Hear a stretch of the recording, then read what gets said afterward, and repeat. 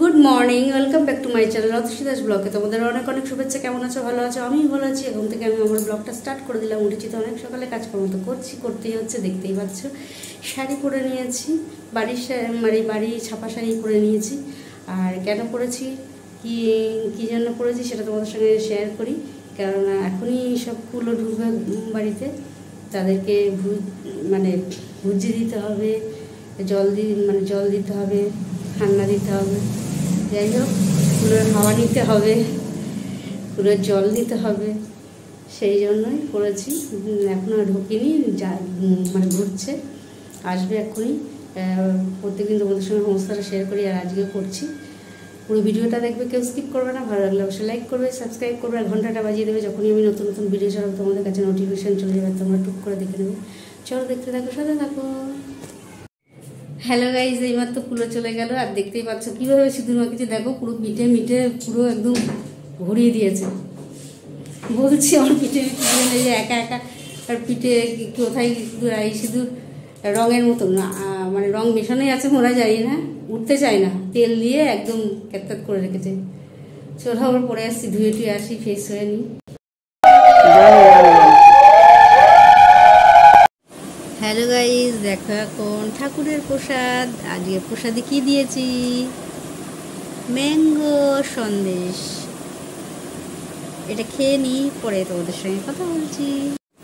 Hello guys, খাওয়া দাওয়া তো অনেকক্ষণ আগে হয়ে গেছে, আর আজকে খেয়েছি পান্তা। যাই হোক, কালকে রান্না ছিল, যে কোনো রান্না হয়নি।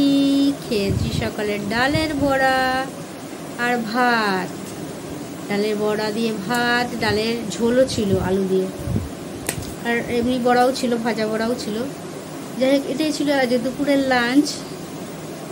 আর এখন বসে বসে ঠাকুরের প্রসাদ খেয়েছি, সেটা তোমাদের সঙ্গে শেয়ার করলাম। আর এখন বসে আছি, কাজ তো রয়েছেই টুকটাক, সেই কাজগুলো করতে হবে। তাই তোমাদের সঙ্গে বেশি বকবক করতে পারবো না। চলো কাজগুলো সেরে নিই, পরে আবার তোমাদের সঙ্গে কথা বলতে আসছি। ওই ঘরটা অন্ধকার, লাইটটা অফ করে রেখেছি, তাই জন্য চলো এখন বসে রয়েছি। আর আজকে একটু গরম গরমও পড়েছে, এই কদিন বেশ ঠান্ডা ঠান্ডা যাচ্ছিল।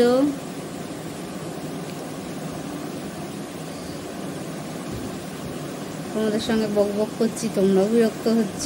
চলো কাজগুলো সেরে নিই, সেরে টেরে পরে আবার তোমাদের সঙ্গে কথা বলছি। হ্যালো গাইজ, দেখো বসে পড়েছি খেতে। আর আজকে বড়ার ঝোল, মটর ডালের বড়া। এটা কালকে করেছিলাম, যে শীতলা পুজো বলে, ওইটাই খাবার চলছে। দুপুরেও এটা খেয়েছি, রাত্রিরেও ওটা খাচ্ছি। আর খেয়ে দিয়ে বাসনগুলো মেজে বেসিনে ধুয়ে নিচ্ছি।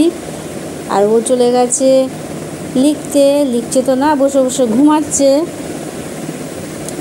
চলো আমি বাসনগুলো মেজে নিই, রাত তো মেলা হয়েছে, আরও তো কাজ বাকি আছে। আর কিছুক্ষণ আগে ঠাকুরের জামা কাপড়গুলোও মেলে দিয়েছি নেড়ে। ঠিক আছে, চলো করে নিই, পরে আসছি তোমাদের। হ্যালো গাইজ, এইমাত্র খাওয়া দাওয়া শেষ হয়ে গেল। আর খেয়ে দিয়ে বাসনগুলো মেজে বেসিনে ধুয়ে নিলাম।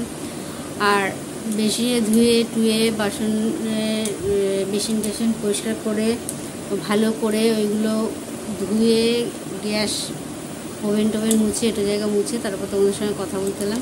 আর একজন লিখছে তো না, বসে বসে ঘুমাচ্ছে। আর কি বলবো, সারাটা দিন মোটের ওপর ভালোই কাটলো, খাটতে খাটতে জীবন শেষ। আর কিছু ঠাকুরের পোশাক ছিল, সেগুলো ধুলাম। আসন টাসন ওগুলো ধুয়েছি, এখনও ঝুলছে, এগুলো এখনও শুকায়নি। ওই ঘরেও কতগুলো মেলে দিয়ে এসেছি। আর সারাদিন আজকে তো রান্না ছিল না, জানোই, তোমাদের জানিয়েছি। আজ আমাদের এই পাড়ায় শীতলা পুজো ছিল, সেই জন্য কালকে করে রেখেছিলাম, সেই খাবারটাই খেয়েছি। বড়ার ঝোল আর বড়া ভাজা আর বড়া ভাত, এটাই ছিল আজকে দুপুরের লাঞ্চ। আর রাত্রির ডিনার। আর কিছু রান্না করিনি, ওটাই ছিল, মটর ডালের বড়ার ঝোল ছিল। তা ভালোই কেটেছে। আর কুলোও ঢুকেছিল, তখন পুরো এমন করে সিঁদুর মাখিয়েছে, পুরো সিঁদুর মাখিয়ে মানে মুখে গালে কপালে তো দিয়েছে, ঘাড়ে দিয়েছে, তারপরে পিঠের ভেতর হাত দিয়ে ঢুকিয়ে পিঠের ভেতর দিচ্ছে।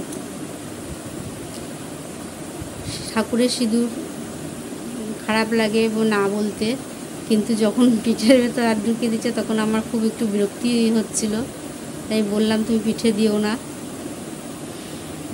এখন অসন্তুষ্ট হলে আমার কিছু করার নেই, মুখে দাও, গালে দাও, গলায় দাও, সব জায়গায় দাও, কিন্তু কারোর জামা সরিয়ে ব্লাউজ সরিয়ে পিঠের মধ্যে দেওয়াটা তো ঠিক না, আর তার পারমিশন না নিয়ে এগুলো তো ঠিক করা ঠিক না। হ্যাঁ, হয়তো বলছো ঠাকুরের সিঁদুর, এবার যাদের বাড়ি 10-12 জন আছে তারা কোনো ব্যাপার না, সারা গায়ে মুখে মাখলো, আর একজন পিঠ ঢুলে দিল, আর এটা আঠা আঠা তোমার সর্ষের তেল দিয়ে। আর এখনকার সিঁদুরগুলো কী বলতো, রঙের মতন উঠতে চায় না, সাবান টাবান না দিলে বা ভালো করে না ধুলে উঠতে চায় না। লাস্টে আমার পিঠে দিয়েছে যেখানে আমার হাতও পৌঁছাচ্ছে না, এদিক দিয়েও পেছন দিক দিয়েও ধরছি, ওপর দিয়েও ধরছি, কোথাও দিয়েও হাত পৌঁছাচ্ছে না।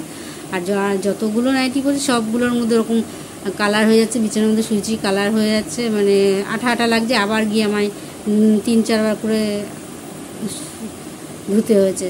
লাস্টে বাধ্য হয়ে সার্ফ এক্সেল, সাবানের কাছে সার্ফ এক্সেল গুলে গায়ে ঢেলেছি, গায়ে ঢেলে তারপর গামছা দিয়ে ডলেছি, যে যদি থাকে তাহলে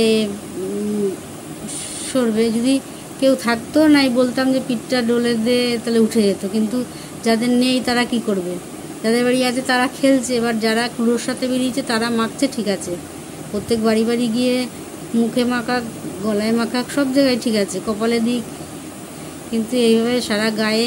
আর আমার স্নান করা ছিল, স্নান টান করেই আমি ভুজি দিয়েছি, কুলোর জল দিয়েছি, ওগুলো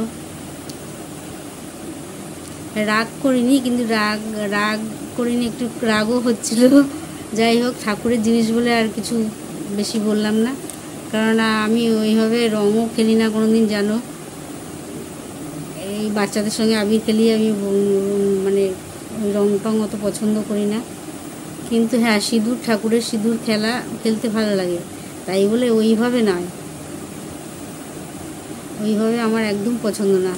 যাই হোক, এবারে দিয়ে ফেলেছে, নেক্সট বারে দিয়ে আসার আগে আমি বলবো তুমি কপালে দাও, গলায় দাও, সব জায়গায়। শাড়ি, যেই শাড়ি ওই শাড়ি পুরো কাচতে হয়েছে, ব্লাউজ পুরো ধুয়ে নিয়ে দিয়েছি, মানে পুরো একদম কি বলবো, সব একদম। লাস্টে আমি সার্ফ এক্সেল দিয়ে পুরো গায়ে মুখে মেখেছি, জানো। হয়তো ভাববা সাবান দিয়ে হচ্ছে, সাবান দিয়ে তো আমার হাত পৌঁছাচ্ছে না, সার্ফ গুলে তারপরে গায়ে ঢেলেছি, তারপর গামছা দিয়ে ডলেছি, তারপরে এরকম পেছন দিক দিয়ে এরকম করে গামছা দিয়ে ডলেছি, তারপরে গেছে। তাও এখনও পিঠে লেগে আছে, তোমরা দেখতে পারো কিনা জানি না, আমি দেখাবো, কী করবো, আমি পাচ্ছি না, যতটা পেরেছি ততটা করেছি।